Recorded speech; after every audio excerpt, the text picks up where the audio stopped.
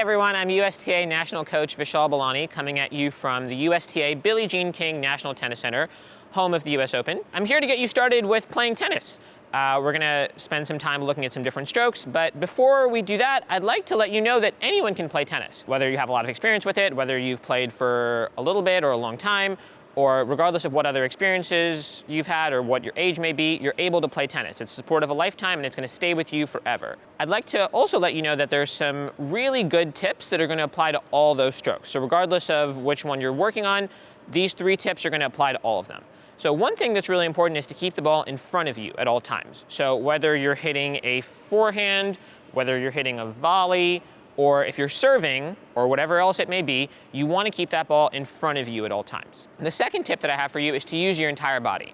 Obviously, you're going to use your arms and your legs quite a bit, but it's really, really important to use the rest of your body, whether it's your core, torso, or your hips, or whatever other muscles you may be using to hit those strokes effectively, because that is going to be your key to allow you to play tennis even better.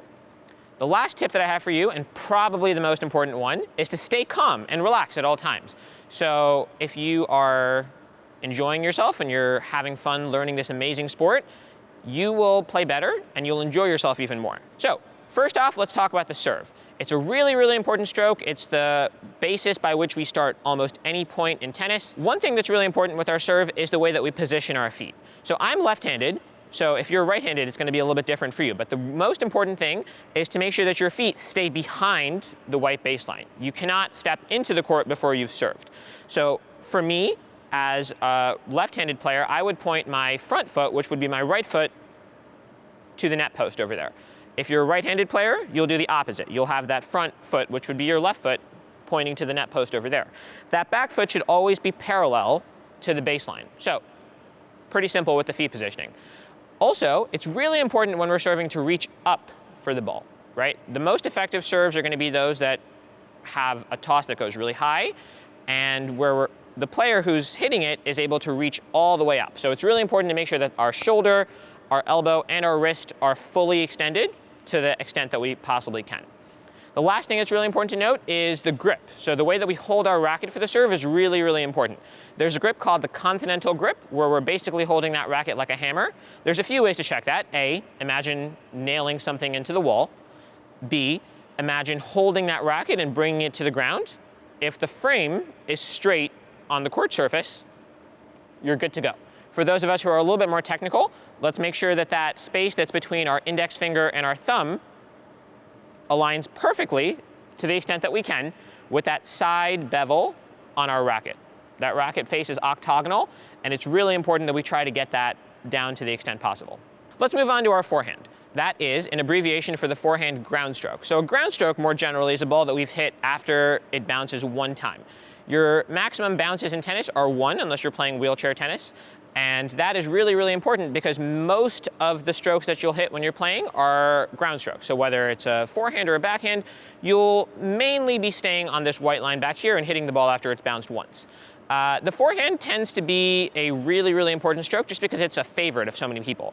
It's a really, really good way to play according to your terms, and you can hit it with power and control once you've worked on it enough. Quickly, to talk about the forehand, let's focus on picking up the racket as if we've just left it on the ground. So let's leave that racket on the ground and reset by picking up like that. So you'll have that flat racket surface right in front of you if you're staring at the racket under your nose. When we're hitting our forehand, also really, really important to make sure that we kind of follow the mantra low to high. So if we're hitting any other swing path, we're going to have trouble. So if we're hitting from medium to medium, might have trouble. Hitting from high to low, probably not the best idea. But if we always start that racket low and make sure to have our non-dominant hand out. So again, I'm a lefty, so I have my right hand out. But if you're right-handed, you would do the opposite and have your left hand out. That is going to be the best combination possible to make sure we're hitting that forehand with some control and some power, which is what we're looking for. Once we've done that, it's really important to make sure, again, that we're meeting the ball out in front of our body. See how those overarching themes come back into play over and over again? Leave that ball all the way out in front of your body. Continue to extend out. Here's an analogy that may help. For those of us who have watched cartoons, if we're hitting that ball and we make sure that we not only focus on hitting that ball that's actually there, but also hitting a second and a third ball, that is going to be the best way for us to focus on extending through the ball. So just like you might have a ghost moving in a cartoon, here's your similar analogy. Once we've swung all the way out to the extent that our shoulder will allow, let's lift that ball all the way high over our shoulder, and we are done with our stroke. But that stroke is not really complete until after we've taken it from here and gone back to a ready position. Something important to note on our backhand is that there are two variations on this stroke. There's the more popular and more widely used two-handed backhand, where we have our dominant hand on the bottom and our non-dominant hand on top. And then there's the less popular, but quite prevalently used on the professional tour, one-handed backhand, where we have a very similar setup hands-wise, but one hand, that non-dominant hand, will come off as we are hitting. So there's different things to kind of work on with both of those, but again, those overarching themes come back into play again. We want to make sure we're hitting that ball out in front of us. We want to make sure that we are focusing on using our entire body, in this case especially more so because our non-dominant side has to pick up a little bit more of the proverbial slack. And let's talk about the differences between those two strokes very quickly. When we're hitting our two-handed backhand, the swing path is very similar to our forehand, but we have to think about our non-dominant side doing a little bit more work. So if we were to take that and break it up into proportions, we have about 60% of the work being done with our non-dominant side and about 40 being done with our dominant side. So still very significant, but we need to get both sides working in sync. Let's again make sure that we're taking that racket back behind us, but not too far back. Let's make sure that we're starting that swing when our racket goes nice and low. Again, meeting that ball all the way out in front of our body. This is going to sound like a broken record very soon. Keep that ball all the way out in front of us. Continue to extend all the way out, which may be a little bit more challenging with two hands. And then extend all the way over that shoulder and reset back in the middle in a neutral, ready position. It's really, really important for that two-handed backhand to make sure that we are using our core, using our hips, and making sure that our entire body is working in sync to the extent possible. When we're discussing that one-handed backhand, which has been used by a very famous Swiss tennis player, let's think about a very similar setup where we turn sideways, take that racket back, but the most important thing here is to focus on removing that non-dominant hand as we make contact with the ball. So don't take it off too early and don't take it off too late, but try to make sure that as we're making contact with the ball in front of us, we're removing that non-dominant hand and continuing that swing without it. An analogy that we could use here is almost like a dancer. So if I'm going to turn and show you what that looks like, I'm keeping the racket back, taking it out in front, and then separating the hands. So I have a nice separation here. I'm using my entire body, and I look pretty good while I'm doing it.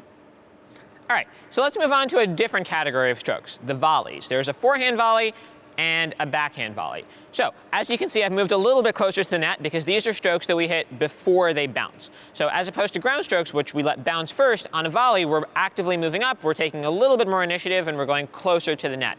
Now, there is a trade-off for that. We've chosen to work a little bit harder.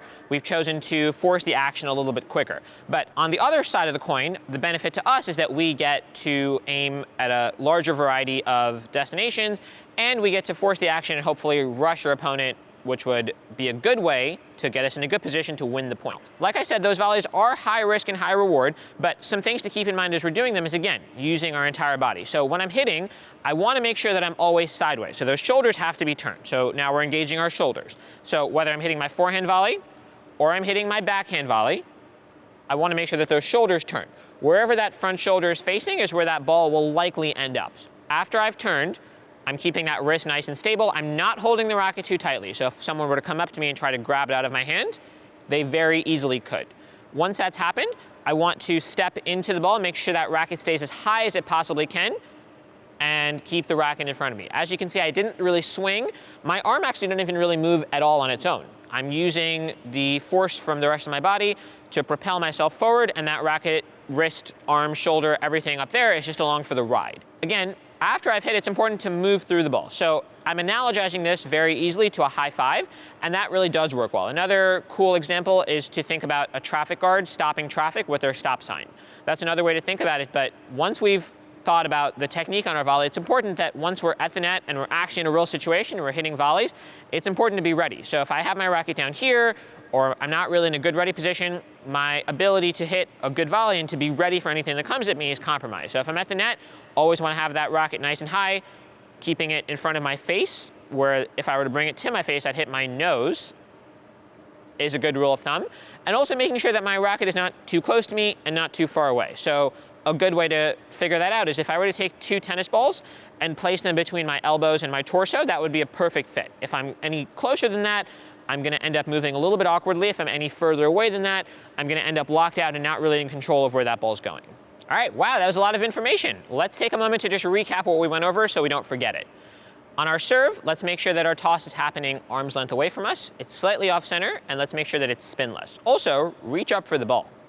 On that forehand ground stroke, let's make sure that that swing path stays nice and consistent, which means low to high. That's the really, really, really important part of that. And don't hit the ball too hard. Don't kill it. Just want to keep that ball in the court. On our backhand, whether it's a one-handed or a two-handed backhand, let's use our core, let's use our hips, let's focus on being consistent, and again, keeping the ball in the court. That's how we'll win the point.